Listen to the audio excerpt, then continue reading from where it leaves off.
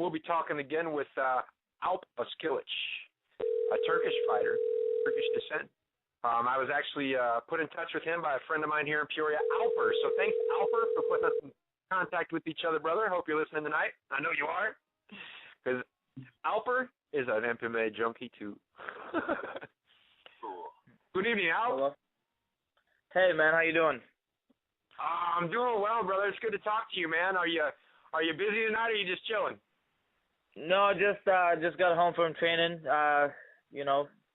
Just chilling right now. Right on, man. Well, listen, Alp. Along with me, I got my co-host, Dave the Butcher Clifford. And Dave, are you there, man?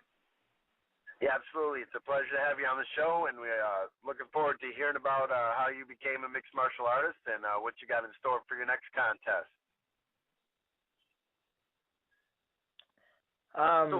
Yeah, thanks for having me on the show. And was that the first question? Yeah, that was run with it, homie. All right, here's the story. Well, the way I got into it, I wrestled. I wrestled since I was a kid. I wrestled all the way through college. And once I was done with my eligibility, after 4 years in college, I just, I was kind of shocked that I got nothing else to do. I was just, I wasn't ready to be done with competing. And then at the time, my roommate Josh Sempo, who I still train with, he is under the top prospect flyweight. He had been fighting at the time.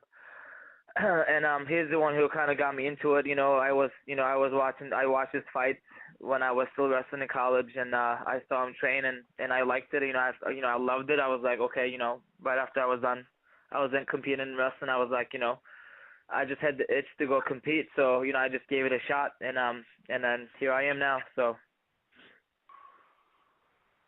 Man, that is pretty. You're a two-time All-American, go right ahead. I'm sorry. I was just going to talk about the wrestling for a minute, man, and talking about how you reached the end of the line. The Olympics is about the pinnacle of it, and the Olympics seem to be getting rid of wrestling or wanting to. And you found MMA. You're 7-1. You trained down there at St. Charles MMA. Making your debut with Legacy this May 31st, taking on Jimmy Flick. I just, with the fight being on TV, on Access TV, I just wanted to get your thoughts about, being on a big stage like that and making your debut for the new organization. I mean, are you feeling any extra pressure going into this thing? I don't feel any extra pressure at all, man. I've been asking for a big fight, I feel like I perform a lot better, in front of a big crowd. Getting an opportunity like that, it just pumps me up, and I feel like I'm gonna perform at my best. I've been asking for a tough fight. It's just these guys who are ranked above me, unfortunately, I can't get those guys fight me. So I'm really psyched to get this opportunity, and luckily, Jimmy Flick stepped up and he agreed to fight me. So I'm really happy that I get this opportunity, and I feel like I'm gonna be at my best. I love the the pressure doesn't get to me. I just love it. I love being on the big stage. So I'm looking forward to it. Yeah, that's an outstanding answer. That is a great reason. One of the best I've ever heard, man. I dig that. Now, I appreciate it. Thank you. For sure, man. Now, one of the things that happens, like we had said, a lot of wrestlers end up wondering what they're going to do now. And going to MMA, it wasn't very long ago that the UFC didn't have a flyweight division. You didn't see flyweight fights televised very often. And how much do you think the evolution of the sport as being a spectator sport and becoming more popular has been in creating a flyweight division for you guys to showcase amazing talent at a fast pace? Yeah, I agree. I mean, I don't really understand why these flyweights don't get the attention they need. Just looking at like UFC level right now. Okay, I enjoy watching heavyweights, light heavyweights. I enjoy seeing knockouts and all that. But hey, if you know about the sport, you're really gonna enjoy flyweights, bantamweights, or featherweights. Like these guys really put on a great show. You'll still see knockouts, you'll see submission attempts, you'll see a high-paced fight. If you know a lot about the sport, you're really gonna enjoy and get your money worth. So I just, all the fans out there, man, just, keep an eye on the flyweights, man. Like, these guys are going to put on a great show, sooner or later. And hopefully people realize that, these guys got a lot of talent. Well, at the events that I work, I'm a ring announcer by trade, so I'm at a lot of different amateur and pro-am events almost every weekend. And I see a lot of, we're blessed in the fact I actually saw a 115, two guys fought at 115 at the last show that I was at, and it was they went 3 rounds, man. It was a great fight. Both of them were awesome wrestlers, so it was just up and down, and it was very exciting, and the crowd up there dug it. So, I mean, it really was a great, it was up in the Upper Peninsula of Michigan.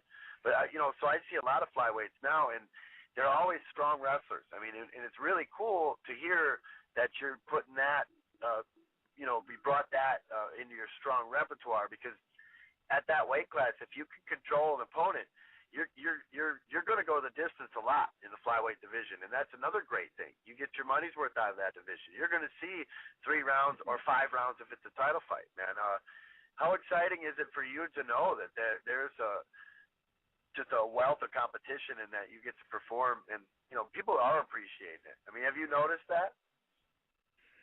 Yeah, I mean, just talking to people, I feel like people around me, they really appreciate what we bring to the table.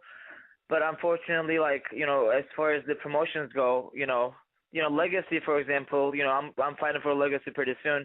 They have a pretty stacked flyweight division, but as far as the UFC goes, I don't think they have built that weight class yet. They only have 12 or 14 guys signed in the flyweight division in the UFC. And hey, they're not signing anyone in the flyweight division for another couple months. I think they're just trying to make some room because they have a big roster right now. But hopefully, as I said, hopefully people realize that this weight class is really stacked and there's a lot of potential, and hopefully it gets the attention it needs. So Alp, let's talk about your fight coming up May 31st. You're taking on Jimmy Flick, and as I said, it's your debut with Legacy. What kind of fight are you expecting from Flick? And, of course your wrestling is going to help you out, but are you expecting this to be a stand-up war, or are you thinking it's going to be a ground fight? As far as the game plan goes, I said this a bunch of times in the past. I don't really believe in a game plan. Just looking at Jimmy Flick, he has a lot of. I think all his wins are by arm triangle finishes. Looks like he's a decent wrestler. Yeah, I mean, it looks like he's a decent wrestler. Every time people say, okay, this guy's a wrestler, I wrestle at the highest level. Like, what kind of wrestler are we talking about? That doesn't really intimidate me. But also, it doesn't mean that I underestimate my opponent. I'm still wrestling every day, every morning. I still wrestle like I'm in college. I still wrestle like, I'm still trying to get better in that department too. It's not like I'm a good. I think I'm a good wrestler, but it's not like I'm still working on it. I'm still trying to be at my best as far as my wrestling goes. I'm trying to step up my training. I'm boxing every day. I'm, just working on my grappling always. I'm always in great shape to go even 5 rounds if, I was asked to. So, Sweet. I mean, the fight is gonna go where I want it to go. I'm sure Jimmy Flick is gonna come out, he's gonna try to win. But hey, I work too hard to win too, so it's just the fight is gonna go where I want it to go. And I just want to show people that I actually, I have a lot of decision wins. So I just want to show people that I can actually, I got some power in my hands. So I just want to show some skill in that department, and we'll see where the fight goes. I'm just going to take it to where I want it to go. So I just can't wait for it. Well, and building on that, with that, another outstanding answer, I want to ask you about your previous 7 victories.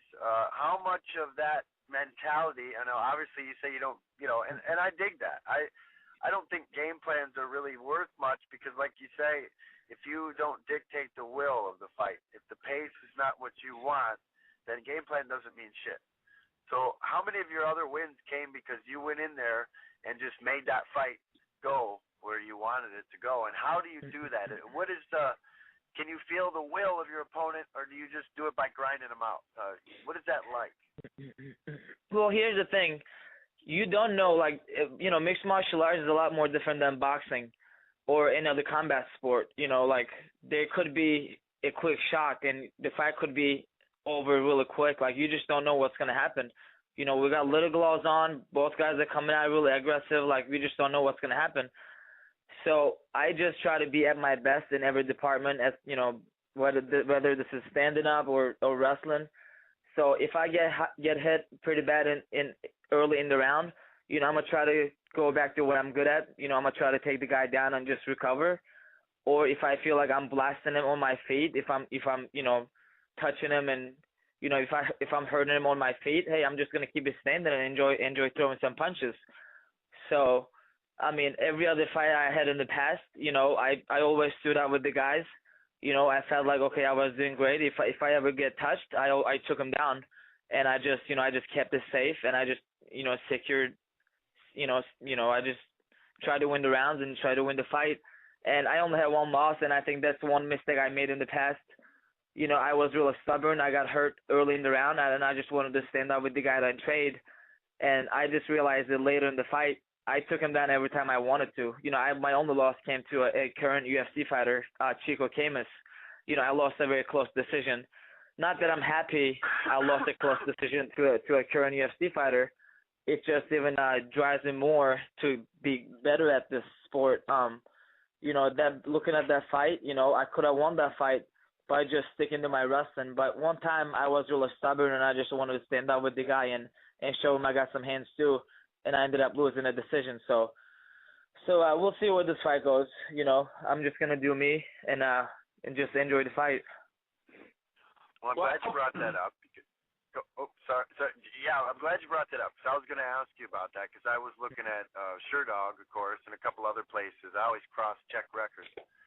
And I noticed that the longest gap between fights was after that decision loss. Now, did you reevaluate things? Did you switch anything up? Did you have anything to overcome with a loss like that, or did it teach you? It did teach me a lot, but the reason why I didn't fight after the loss was, you know, I agreed to fight again. You know, I was supposed to fight in the, you know, after the loss. It's just a couple of things fell through, and I was also actually coaching on the Ultimate Fighter show, so I spent the summer pretty much just focusing on, you know, coaching on the Ultimate Fighter show with I was on Team Cruise. So that's why you know, that's why I kind of took some time off from fighting.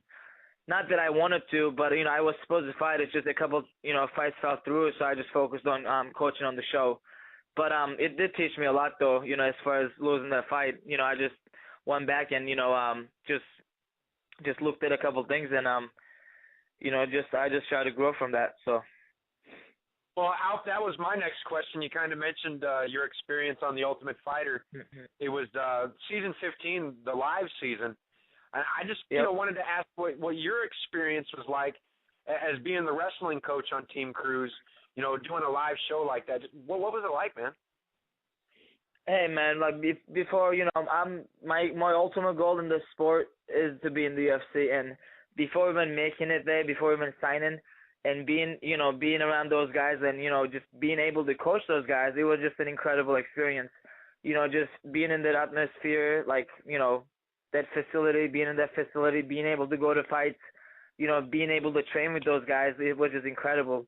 And I feel like once that opportunity comes for me, it's just going to be like another, it's just going to be normal. You know what I mean? I already experienced it. Right. So it's just, it also adds a lot more passion into my training, because I already seen that, so I really want to be there. Like, everything else doesn't really satisfy me at this point. So. Yeah, you learned a lot from that for sure. I bet that's a great opportunity. That's unique and something that a lot of people don't have. That's going to be across from you in that steel.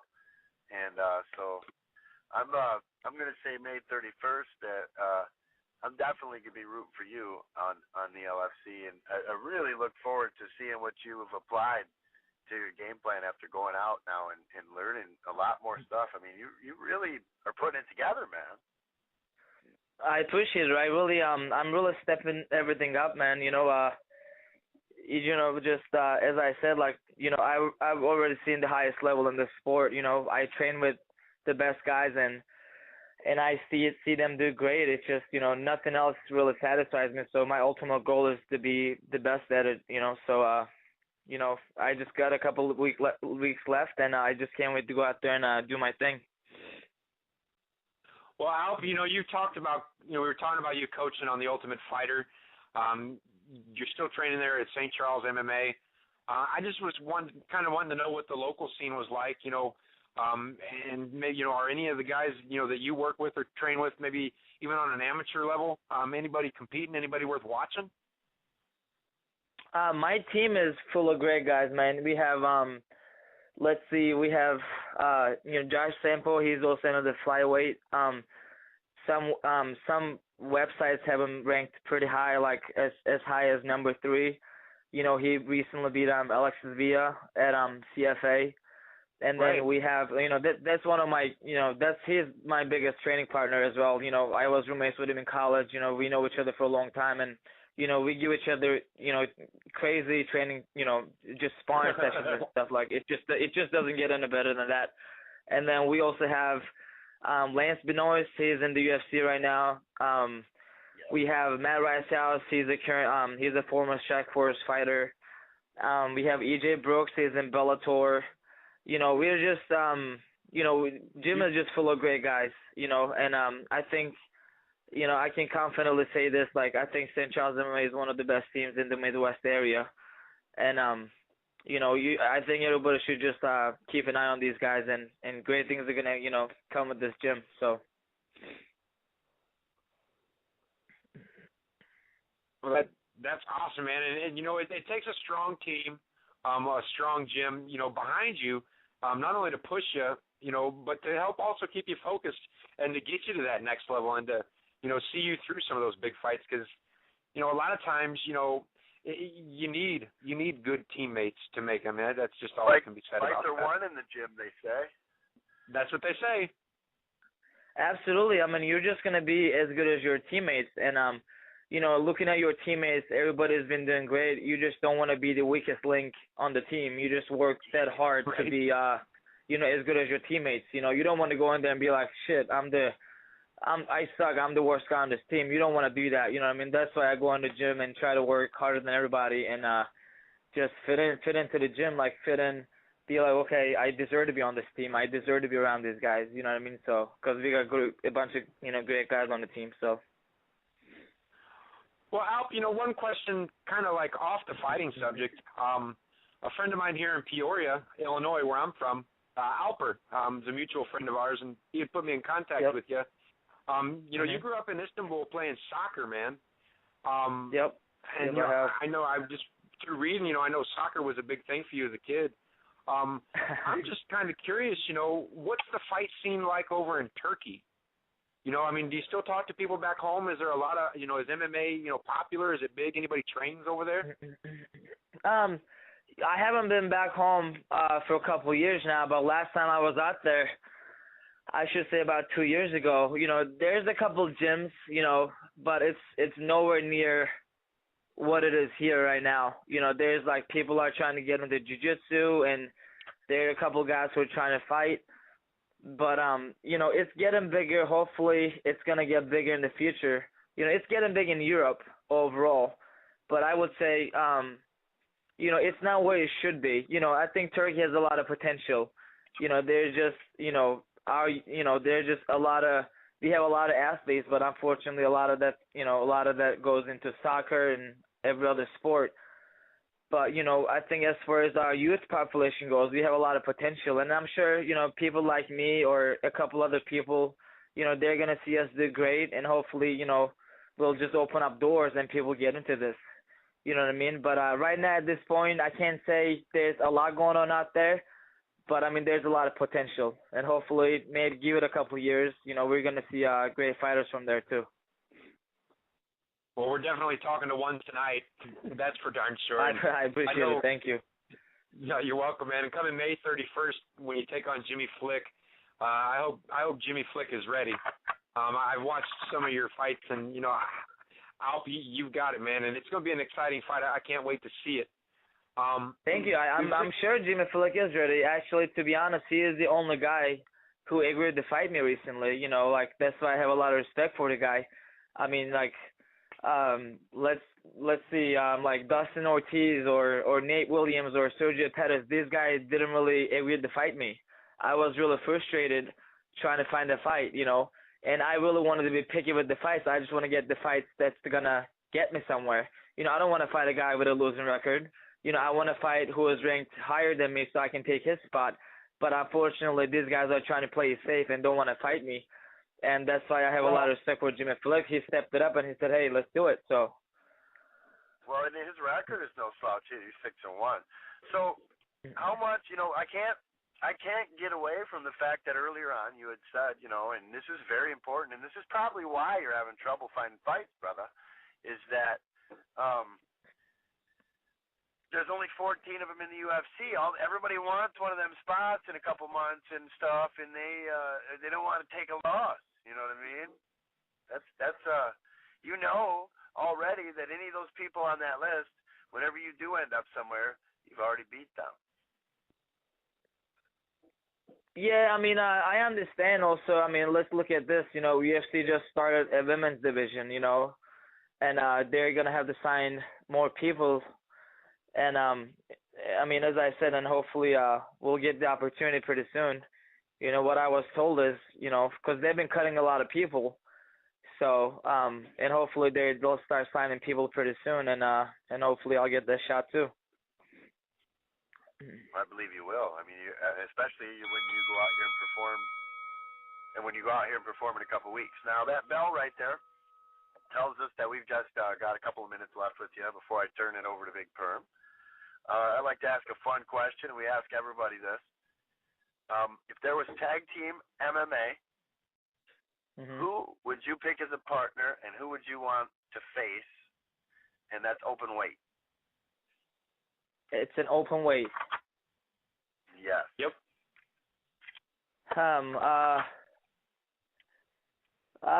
Let's see. This is like someone who I have something against, like, because I don't like them, or? It's up to you. If you want, you can pick two opponents and pick a partner. Pick a partner. It's I would go with I guess I would go with Ronda Rousey. There you go. I don't know. She has a lot of hype going on. I'm just kidding with that, but but hey, just serious. So I would probably, man, I really don't know. I would try to. I don't really dislike anyone, so I'm not gonna say, hey, I'll fight this guy, but I'll fight someone who's gonna get me somewhere. You know what I mean? As far as my career goes, so I'll go with Joseph Benavidez then. There you go, man. I was gonna suggest teaming you up with your training partner Josh, and then putting you in there with like Benavidez and Aldo or something like that. I'll partner up with Josh, and I'll go against Joseph Benavidez and Ian McCall, because he doesn't like Ian McCall, and I think Benavidez is a great fighter, so I like to get a crack at it. So.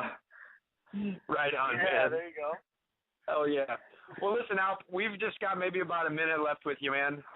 These last few seconds, I just wanted to give you the opportunity to, shout out any sponsors and just let the listeners know, how they can follow along and stay in touch with you. I got my Twitter page. It's Alp Ozkilic MMA, ALP OZKILIC MMA. I also have a fan page on Facebook. So that's where, fans could follow up my news. And also, I'd like to give a shout-out to my team, St. Charles MMA, and my sponsors, Golden Bite, Contract Killer is sponsoring for this upcoming fight, Fight Cairo, and let's see, I'm sure I have a couple other ones, but I can't really remember at this point. I just got done training, so I'm still a little tired from that. But hey, thanks for having me on the show, man. I appreciate it. Hey, Alp, you're quite welcome, man. And for me, my co-host Dave the Butcher, my producer Chris Maltsburger, I just want to say thanks to you, for taking the time tonight to sit down and talk with us. It's been a blast, man, and look forward to talking to you after your fight with Mr. Jimmy Flick. I appreciate it. I can't wait to be back on the show, and I appreciate it again. Thank you. Hey, you're welcome, Alp. You have a great night, sir. You too, man. Thank you. Alrighty, you're welcome. Bye-bye. Bye.